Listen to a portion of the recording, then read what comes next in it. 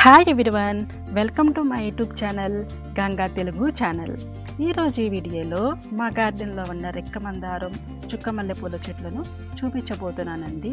చూడండి, ఈ రెక్కమందారం చెట్టు చూడండి, పూలు చాలా పూలు పూసినాయి, చాలా పూస్తాయండి ఈ చెట్టుకి పూలు.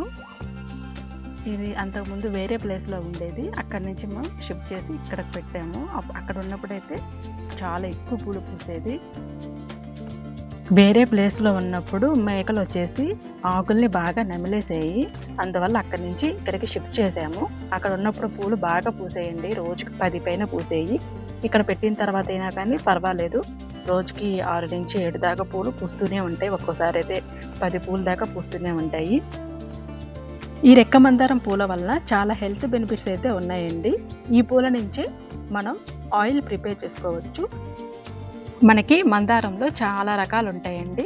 రెక్క మందారం, ముద్ద మందారం, కుంకుమ మందారం, ఇలా చాలా రకాలు ఉంటాయి.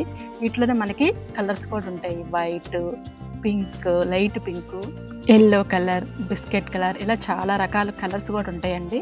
మనకి ఏ కలర్ కావాలంటే ఆ కలర్స్ మనకి నర్సరీలో అనేది అవైలబుల్గా ఉంటుంది.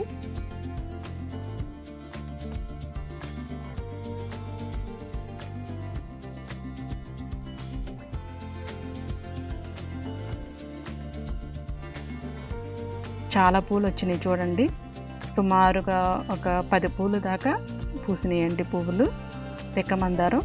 ఇవి ఎప్పుడు పూస్తూనే ఉంటాయండి, వీటికి సీజన్తో మనకి పని లేదు. 365 రోజుల పాటు ఈ రెక్కమందారం పూలు అనేది పూస్తూనే ఉంటాయి.